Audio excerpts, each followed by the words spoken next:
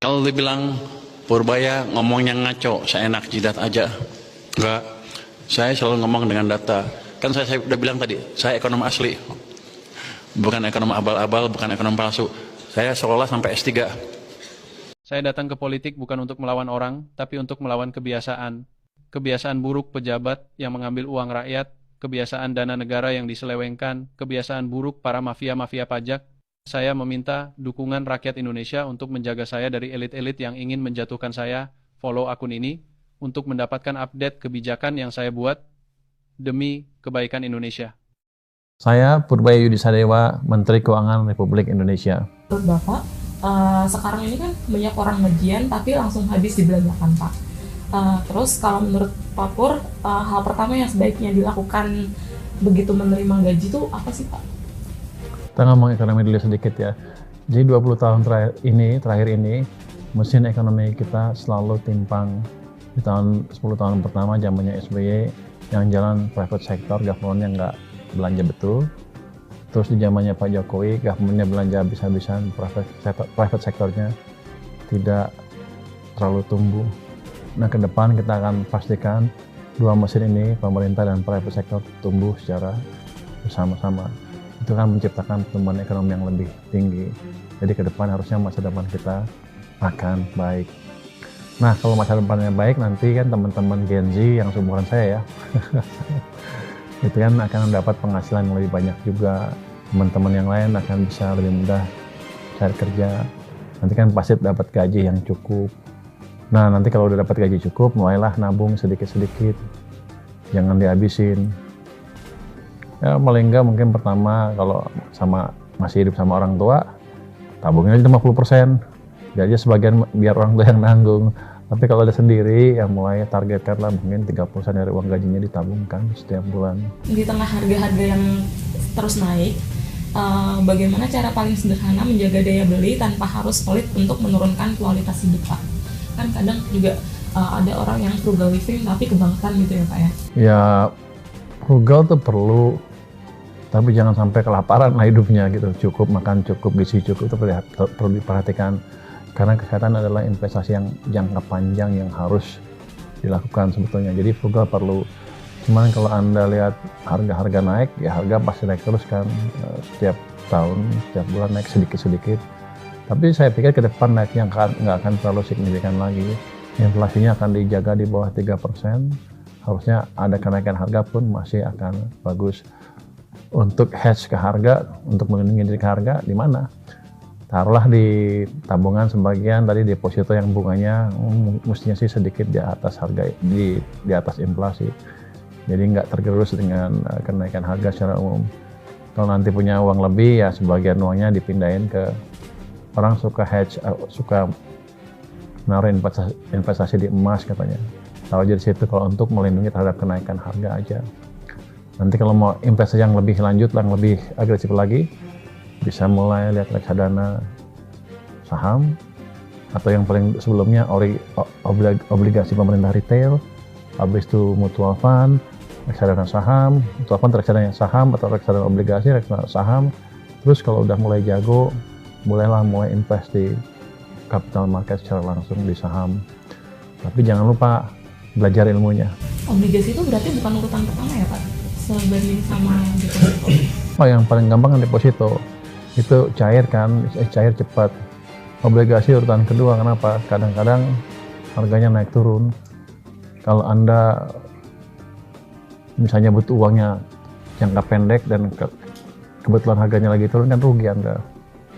Kalau yang jangka agak panjang dikit, baru Anda bisa keluar menentukan kapan keluarnya pada waktu harganya bagus, kira-kira gitu. Jadi investasi yang nggak rugi. Pak, kalau dalam konteks keuangan negara, menjaga daya beli masyarakat sambil tetap menjaga kualitas belanja, dalam pandangan Bapak itu bagaimana, Pak? Oh, keuangan negara ya. Untuk saya sih anggaran harus dibelanjakan sesuai dengan desainnya. Jangan sampai ekonominya lambat gara-gara pemerintah lambat belanja dan mengganggu sistem perekonomian karena uangnya banyak di bank sentral seperti yang kemarin-kemarin kan. Ya, untuk saya sih untuk menjaga daya beli masyarakat adalah ciptakan laju pertumbuhan ekonomi yang bagus. Kalau laju pertumbuhan ekonomi yang bagus, biasanya ada lapangan kerja juga yang tercipta banyak kan. Kalau lapangan kerja banyak ya gaji juga ada, dan biasanya cenderung naik kalau ekonominya lagi tumbuh lebih cepat. Jadi prinsipnya itu, kita jaga pertumbuhan ekonomi di atas laju pertumbuhan ekonomi potensial sedikit. Kalau kita mungkin 6,7 potensialnya, kalau saya bisa taruh di 7% dalam 3 tahun ke depan, kan daya beli masyarakat akan terjaga. Bapak juga pernah bilang kalau belanja itu diperlukan, tapi harus sesuai kantong. Kalau menurut Bapak, tanda-tanda seseorang udah belanja melebihi kemampuan itu seperti apa, Pak? Kalau dia mulai ngutang-ngutang untuk belanja, untuk flexing dia ngutang, itu sudah belanja di luar kemampuan ya. Jadi kalau belanja ya kasih dihitunglah gajinya berapa. Saya gajinya 100 sebulan, 10 juta sebulan lah. Yang nggak usah dibelanjain semua. Kalau belanja 11 juta ya tetap aja dia boros. Atau Anda punya gaji 100 juta, belanjanya 200 juta sama aja. Lebih baik Anda punya 10 juta, belanjain, let's say, semuanya 60%, sisanya Anda tabung, itu kan bagus. Tapi itu pasti butuh perjuangan. Karena dorongan untuk membeli barang-barang yang bagus, gadget yang menarik, dan pamer ke teman itu amat besar. Jadi Anda kalau beli belanja itu, teman-teman semua, jangan untuk flexing, belanja sesuai kebutuhan. Kalau mahal pun nggak apa-apa, asal butuh dan bisa memberikan, kalau investasi return yang bagus ya, misalnya belanja komputer untuk nulis ya nggak apa-apa, beli komputer yang bagus. Tapi hasilnya kan nulisnya jadi enak, hasilnya juga bagus tulisannya. Income-nya jadi lebih besar kalau untuk nulis, misalnya untuk wartawan ya. Jadi nggak ada batas sebetulnya, yang jelas tentukan kebutuhan Anda apa dan belanja sesuaikan dengan kebutuhan Anda. Kalau dikaitkan dengan pengelolaan belanja negara, Pak, di APBN kan kita tahu defisitnya sudah 1,5%.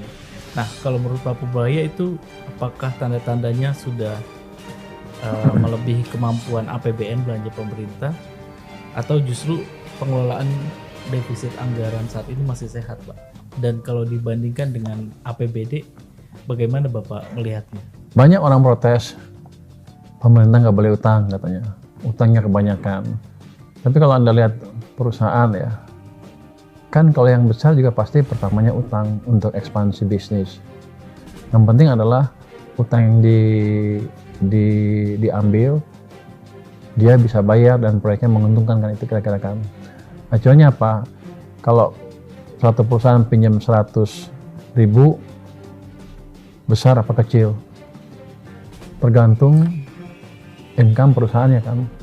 Kalau satu perusahaan income-nya cuma sebulan, let's say setahun cuma 100.000, pinjam 100.000 besar, uangnya habis buat bayar utang kira-kira, walaupun dicicil ya. Tapi kalau perusahaan income-nya 1 juta, dia utang 100.000, kan kecil. Jadi ukuran utang harus dibandingkan dengan size dari ekonominya, size dari perusahaan itu sendiri. Kalau untuk di fiskal, size-nya adalah ukuran ekonominya. Kalau PDB kan output ekonomi setiap tahun kan. Jadi kalau kita lihat di buku-buku fiskal, katanya untuk melihat suatu negara mampu membayar utang atau mau membayar utang, itu dilihat dari beberapa variabel. Antara lain katanya yang penting ya, debt to GDP ratio sama deficit to GDP ratio, perbanding antara utang dibanding PDB-nya. Yang kedua tadi defisit tahunan dibanding dengan PDB-nya seperti apa. Itu sebenarnya dipakai untuk melihat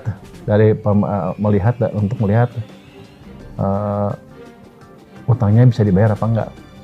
Ini dipakai oleh perusahaan-perusahaan pemerintah untuk menentukan tadi yang saya bilang tadi, dia bisa bayar utang atau mau bayar utang apa enggak. Nah, untuk negara sebetulnya nggak ada acuan yang pasti kapan suatu negara bangkrut dan nggak bisa bayar utang. Tapi di Eropa mereka ambil satu acuan, katanya ketat, rasio defisit ke PDB setiap tahun nggak boleh di atas 3%, terus rasio utang ke PDB-nya harus di bawah 60%. Nah, Indonesia menerapkan hal itu sekarang, mengadopsi kebijakan tersebut. Kita defisit ke PDB-nya selalu di bawah 3% tahun ini maupun tahun depan. Terus utangnya sekarang ke PDB itu di bawah 40%. Jadi kalau dipakai standar yang paling ketat di dunia pun kita masih amat aman. Kalau ada ekonomi-ekonomi di luar pemerintahan yang ribut sekarang itu utang yang nggak aman, sepertinya mereka belum belajar ilmu fiskal yang betul. Jadi mereka harus belajar lagi. Kalau misalkan ada orang gitu Pak, penghasilannya pas-pasan, dia punya utang, nah itu sebetulnya lebih baik prioritasnya tuh dia menabung dulu, investasi dulu, apa melunasi utang dulu Pak. Kalau penghasilan pas-pasan, punya utang ya bayar utang dulu, karena dia kalau investasi itu returnnya belum tentu setinggi return bunga utangnya itu. Kalau dia bisa menemukan investasi yang pasti baliknya dan di atas bunga utangnya, boleh dia investasi. Tapi kalau enggak, dia bayar dulu utangnya. Jadi gini, kalau saya utang bunganya 6%, terus saya juga punya bisnis atau investasi di mana keuntungannya bisa 20%. Saya akan jaga, biar aja utangnya dibayar 6% dari keuntungan usaha saya. Jadi mesti hitung semuanya, masukkan nama keuangan seperti apa. Kalau income-nya pas-pasan, Anda bilang, saya punya utang tadi ya bunganya 6%, terus utangnya 1.000 perak saja. Terus saya income-nya 1.000 perak. Kalau investasi pun misalnya bunganya bukan 6%, 3%. Rugi saya. Saya lebih baik kurangin dulu yang 6% ini. Jadi manajemen keuangannya betul-betul tergantung keadaan. Tapi kita mesti pintar-pintar mana yang mesti diambil. Kalau lebih untung utang ya utang aja. Tapi kalau lebih jelek jangan utang. Yang paling jelek kan utangnya sering dipakai untuk kegiatan konsumsi. Itu yang sebetulnya nggak perlu. Kecuali kita mahasiswa, kiriman dari orang tua belum datang, udah kelaparan seminggu ini, udah ini bolehlah pinjam sebentar sampai kirimannya datang. Tapi bukan untuk jangka panjang. Ini untuk keadaan kepepet aja. Terus kalau misalkan dalam konteks pengelolaan APBN maupun APBD, apa yang sebaiknya diprioritaskan pemerintah ketika ruang fiskal terbatas, belanja, investasi, atau pembayaran utang Pak? Jadi kalau ada acuan kan tadi utang yang bagus seperti apa, saya akan jaga utangnya di bawah 3%, yang utangnya nggak naik terus ke atas, nggak naik 40 sampai 60, enggak. Kita jaga di situ. Yang saya utamakan adalah dengan uang yang ada, belanjanya optimal. Artinya semua uang yang dibelanjakan dipakai di pusat maupun di daerah. Jadi itu alasan kemarin saya ke pusat, ke kementerian-kementerian, ayo belanjain, tapi banyak yang nyinyir katanya itu berbahaya, mengganggu independensi masing-masing kementerian. Padahal saya nggak gitu, saya cuman tanya mereka program Anda apa, ayo jalanin, habisin anggarannya. Kalau enggak, uangnya saya ambil. Kenapa? Karena saya akan punya uang yang berasal dari utang yang nggak dipakai. Lebih baik saya kurangin utangnya. Sama ke daerah juga sama, kita kirimkan setiap bulan uang ke daerah sepanjang tahun. Kalau nggak dipakai juga sayang kan. Itu harusnya uang itu dipakai untuk mendorong pertumbuhan ekonomi. Apalagi triwulan keempat ini saya butuh ekonomi saya tumbuh di atas 5,5%. Karena sebelumnya udah mau jatuh kan ekonomi, dan rakyat sudah merasakan susahnya kehidupan, dan saya harus balikan ekonomi itu dengan tadi, senjata saya adalah menaruh uang di sistem perekonomian, memastikan supaya ada uang di bank ya, supaya banknya menjalankan fungsi mereka sebagai intermediary atau perantara di sistem keuangan, sehingga itu bisa mengalir ke perekonomian, ke real sector, ke UMKM dan lain-lain supaya swastanya tumbuh. Pada saat yang bersamaan, uang saya juga yang banyak juga itu di tempat lain, yang di kementerian-kementerian dibelanjakan lebih cepat. Terus yang daerah juga sama, saya gebrak-gebrak, bukannya gaya. Saya butuh pembalikan arah ekonomi di triwulan keempat. Supaya kedepannya ada momentum pertumbuhan ekonomi yang lebih cepat, tahun depan tumbuhnya lebih cepat lagi. Supaya tadi kita semua makin sejahtera hidupnya lah. Sekarang kan banyak promo ini ya Pak ya, beli sekarang bayar nanti gitu Pak, pay later Pak. Nah dari datanya OJK juga itu terus tumbuh Pak, terakhir tuh pada bulan Juli kalau nggak salah tumbuh 30% gitu Pak. Itu kan juga membuktikan kalau misalkan minatnya juga semakin banyak ya Pak ya dari masyarakat. Nah Eh, Kalau misalkan menurut Bapak nih Pak, bagaimana cara sehat menggunakan pay letter atau kartu kredit, Pak? Jadi saya bilang itu pay later sama dengan macam kartu kredit ya. Kalau pay later lebih gampang lagi malah ini dapatnya memperolehnya kan. Kalau kartu kredit kan mesti ada record, ada ini, ada penghasilan segala macam. Kalau pay later kan lebih longgar kelihatannya. Itu jelek saya pikir produk itu karena merayu orang kita untuk belanja dan minjem di bank atau di produk produsen kartu pay later tadi, apa namanya, fintech, untuk kadang-kadang barang-barang yang nggak dia perluin. Jadi kalau ada uang seperti gratis kan kita suka pakai, nanti pasti ditagih pusing, aduh ditagih, aduh ini pusing. Jadi kuncinya adalah pakai sesuai dengan kebutuhan. Itu produk jebakan menurut saya. Pay later itu produk yang nggak terlalu bagus. Jadi teman-teman Gen Z kayak saya di sana waspada terhadap keadaan seperti itu. Menarik, tapi bisa membahayakan kalau teman-teman semua nggak hati-hati. Jadi balik ke apa yang saya katakan tadi, belanja sesuai kebutuhan. Pay later juga nggak apa-apa kalau kepepet. Kalau nggak kepepet nggak usah. Berarti kuncinya hati-hati ya Pak? Hati-hati aja. Tadi kan pay later Pak, kalau investasi ada nggak Pak indikator sederhana yang bisa dipakai sama Gen Z atau milenial untuk menilai investasi yang cocok dengan kebutuhan mereka? Jadi begini, kalau investasi yang pertama, dunia investasi itu kejam, banyak tukang kibulnya. Yang pertama mesti mereka waspadai adalah kalau ada investasi yang menawarkan keuntungan yang terlalu tinggi dan dijamin, pasti bohongnya. Acuan yang keuntungan yang bisa dijamin mungkin yang paling pas adalah hanya deposito sama suku bunga tabungan bank itu. Let's say ada suatu saat deposito 6%. Tiba-tiba ada teman Anda yang mungkin kelihatannya kaya, yang flamboyan, awalan ke Anda, ikut investasi saya nih, ini bisa 100% setahun. Kan nggak masuk akal. 6 lawan 100. Jadi itu kita bilang kalau dunia investasi too good to be true. Jadi waspada. Kalau ada tawaran investasi yang kelihatannya kedengarannya too good to be true, pasti itu too good to be true. Pasti nimbulnya. Itu. Jadi kalau untuk investasi, kalau Anda punya uang ya tabung, mulai gaji tabung sedikit-sedikit ya. Kalau gajinya banyak mungkin 40% bisa tabung. Nanti deposito dulu, deposito nanti udah cukup pelajarin dunia investasi ya. Saya bilang tadi, mulai beli ori kalau mau di obligasi retail pemerintah.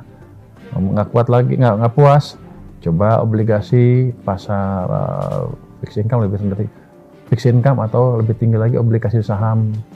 Bukan obligasi mutual fund tuh, reksadana saham. Reksadana tadi maksudnya bukan obligasi, reksadana ya, reksadana fixed income, kemudian reksadana saham yang lebih fluktuasi lagi. Ada risiko tapi bisa juga returnnya lebih tinggi daripada suku bunga bank.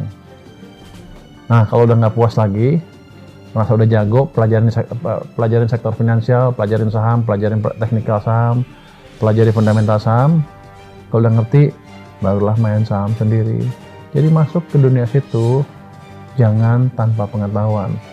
Kalau nggak puas lagi, mau yang lebih menantang lagi, Anda bisa masuk ke pasar kripto. Tadi ada emas lebih stabil ya, di bawah sana, di bawah yang nggak berisiko setelah deposito mungkin emas. Tapi kripto itu menarik, Anda bisa punya untung besar, tapi kalau Anda nggak ngerti, uang Anda akan habis dalam waktu singkat. Jadi, tapi bukan sesuatu yang tidak bisa dipelajari. Pelajari dengan baik. Saya punya murid, anak didik ya, yang saya ajarin sedikit, terus saya ngerti kripto. Ngerti teknikal, ngerti fundamental segala macam. Dalam 2 tahun dia masih bisa ngumpulin uang dari 500.000 ke sekarang mungkin sekitar 50 miliar rupiah. Tapi tadi dia belajar betul fondasi, fundamental, pengetahuan dasar, ekonomi dia belajar, saham dia belajar, teknikal dia belajar. Dia ngerti apa pergerakan suku bunga The Fed, dia ngerti dampaknya ke setiap pasar seperti apa. Jadi kuncinya adalah pahamin instrumen investasi yang Anda invest dan pelajari juga faktor-faktor yang menyebabkan alat investasi tadi naik atau turun. Jadi Anda nggak rugi. Kalau tadi kan di level individu Pak, kalau di level negara menurut Pak Purbaya, investasi apa yang seharusnya diprioritaskan pemerintah untuk mendorong pertumbuhan jangka panjang?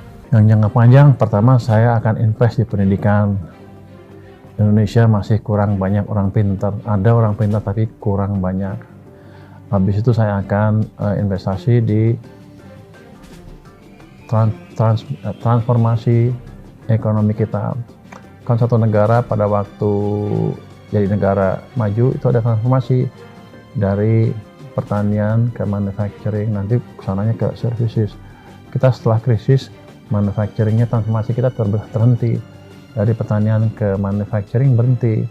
Jadi kita harus teruskan ke depan, perkuat itu sektor manufacturing dengan invest di infrastruktur, sumber energi, dan lain-lain. Kalau untuk di daerah, apakah arahnya harus sejalan dengan pemerintah pusat? Enggak, pemerintah daerah kan punya kebutuhan masing-masing ya. Mereka ngerti kebutuhan mereka apa. Asal muasal kenapa kita masuk ke otonomi daerah. Dulu kan debatnya adalah daerah lebih ngerti apa yang mereka butuhkan. Tapi kan dalam perjalanannya nggak seperti itu. Mereka ternyata ngerti yang dibutuhin tapi nggak tahu ngejalaninnya. Jadi saya pikir kalau dibiarin terus, otonomi daerah akan menimbulkan dampak buruk ke ekonomi kita secara keseluruhan, walaupun nggak semuanya ya. Jadi saya pikir ke depan Kementerian Keuangan akan mengirimkan orang-orang ke daerah untuk berdiskusi dan melatih pengelola keuangan daerah tentang bagaimana mengelola keuangan suatu negara atau daerah yang baik, sehingga dampaknya kalau uang kita masuk ke daerah, dampaknya optimal ke perekonomian daerah itu sendiri dan kesejahteraan masyarakat di daerah. Ini karena banyak sekali anak muda yang kesulitan untuk mencapai 100 juta pertamanya. Ada nggak tips dari Pak Purbaya buat anak muda katakanlah yang bergaji UMR, kita taruh Jakarta sekitar 5,4 juta untuk bisa mencapai 100 juta pertama mereka tanpa mengorbankan kualitas hidup? Yang pertama, kalau ini yang masih sekolah dulu ya, yang masih mahasiswa, belajar yang betul. Kalau masih mahasiswa nggak usah cari duit dulu, habisin aja waktu Anda untuk belajar mati-matian supaya Anda punya ilmu yang cukup. Nanti ini kalau untuk teman-teman yang gajinya UMR 5,4 juta ya, untuk cari 100 juta pertama, kalau dari situ aja kan, kalau saya nabung 1 juta berarti 100 bulan, berapa tuh kelamaan kan, berarti harus lebih agresif untuk menabungnya. Jadi pengeluarannya mesti dikendaliin, utamanya kan kalau mereka biasanya makan kan, sehari-hari pasti makannya banyak tuh. Saya bandingin kalau makan di kafe atau di warung-warung itu lebih mahal daripada kalau Anda masak sendiri. Jadi untuk itu jangan takut, masak sendiri di rumah, sayur yang enak ditaruh di lunchbox, dibawa ke kantor atau ke tempat kerjanya. Itu akan menghemat dengan signifikan. Jangan jajan-jajan di tempat yang mahal untuk gengsi aja. Dari situ mungkin Anda bisa save mungkin 20%. 20% tuh dari 20% tuh nggak mungkin lebih, 30% lebih, 1,5 juta sampai 2 juta bisa save untuk yang di Jakarta ya. Kalau makannya seperti itu, hemat, masak ngirit dengan bagus ya, dan sehat kan pasti. Kalau kita lihat MBG aja satu itu berapa, 1.500 perak kali makan ya, 5.000, 6.000, 7.000 kan. Anda bisa hitung sendiri lah berapa pengeluaran Anda untuk makan setiap harinya. Kalau transportasi mungkin nggak bisa ya, karena emang mesti ke tempat ini. Jadi cari poin-poin di mana Anda bisa menghemat tanpa merusak kualitas hidup Anda, termasuk kesehatan Anda. Itu saya pikir berapa tahun udah bisa dapat, setahun 2 tahun udah dapat tuh 100 juta dapat nggak ya? Kalau sebulan saya bisa nabung 2 juta, setahun kan 20, masih cukup lama sih. Tapi nanti kan kalau ditaruh di bank ada bunganya juga. Nanti kalau itu udah let's say setahun dapat 20 juta lebih kan sebagian bisa diinvest juga. 20 juta setahun saya bisa bagi 10 di deposito, 10 saya invest di tempat yang lebih menarik. Jadi bisa bergulung-gulung. Tapi hidupnya akan fun kalau gitu. Berarti instrumen investasi yang direkomendasikan menurut Bapak deposito, reksadana, atau langsung masuk ke pasar saham, Pak? Nah, saya bilang tadi ada urut-urutannya. Kalau tabungan tuh bukan investasi, nah uang aja di situ, apa deposito santai lah. Investasi itu biasanya ada risikonya. Kalau yang pertama mereka ya di luar tabungan ya, kalau uangnya cukup saya bagi dua tadi. Itu yang pertama saya taruh mungkin di reksadana fixed income, habis itu reksadana saham. Sambil belajar ya. Kalau semakin belajar cepat semakin nggak usah lama Anda berdiam di reksadana. Kalau udah misalnya belajar 2 bulan 3 bulan jago, Anda invest di pasar saham secara langsung. Nanti kalau lebih jago lagi, bagi lagi uangnya, bagi dua lah, Anda udah bisa dapat 100 juta dari capital market, bagi dua lah, atau bagi 4, 25%-nya Anda pakai di kripto kalau mau. Tapi yang lain jangan ditinggalkan, karena kata investor sih don't put your egg in one basket, jangan taruh di satu tempat, Anda sebar ke semuanya. Menyambung yang barusan Pak, kan banyak anak muda juga stres ya Pak ya, karena merasa tertinggal gitu Pak secara finansial. Nah, apa pesan Pak Purbaya agar mereka bisa lebih tenang tapi tetap konsisten membangun keuangan pribadinya? Yang tadi, jadi di pasar finansial tuh nggak ada yang terlambat sebetulnya. Jadi kalau satu saham naik nggak usah takut. Jadi dia bisa naik terus, nah satu saat akan turun terus. Yang jelas ekonomi kan tumbuh terus. Jadi Anda ketinggalan di sini nggak apa-apa. Nanti kalau Anda mulai invest di sini, sana terus akan naik juga. Jadi selama ekonominya tumbuh, Anda nggak usah takut investasi dan jangan takut ketinggalan teman-teman yang lain. Jangan katanya FOMO, fear of missing out katanya. Karena itu Anda panik, Anda langsung invest tanpa ngerti apa yang diinvestasikan. Jadi kuncinya pertama tadi, yang saya bilang tadi, pelajari investasi, instrumen investasi yang Anda akan investasi. Pelajari hal-hal yang mempengaruhi naik turunnya investasi itu. Faktor apa yang mempengaruhi keuntungan investasi itu. Dengan cara begitu, hampir pasti Anda investasinya kalau nggak untung banyak ya nggak rugi juga. Jadi jangan takut teman-teman Anda udah untung duluan, nggak apa-apa. Anda baru mulai sekarang nggak apa-apa. Karena gerakannya akan ke sana terus. Kesempatan selalu ada di pasar modal atau di pasar finansial. Ya seperti kita dulu kan, pada waktu let's say perusahaan besar tuh apa, IBM waktu tahun 80-an bikin kompetisi, saya udah mikir waduh nggak ada yang ngalahin ya IBM. Keluar Apple, gede juga, lebih gede sekarang dari IBM. Handphone Nokia merajai pasaran, nggak mungkin ada yang ngalahin Nokia. Atau ada yang baru lagi, perusahaan baru apa Apple dan lain-lain, Samsung ngalahin Nokia. Kemana Nokia sekarang? Nggak ada kan? Jadi nggak usah takut ketinggalan. Ke depan pasti ada peluang-peluang investasi yang menjanjikan. Saya tidak pernah berniat menyerang siapapun, tetapi kalau kebenaran dianggap sebagai serangan, mungkin kita terlalu lama hidup dalam kebohongan. Jika ada yang bermain-main penyaluran dana uang negara, saya akan bereskan. Tapi rakyat Indonesia harus bersama-sama jaga saya. Follow akun ini jika ingin mendapatkan update terkini dari saya.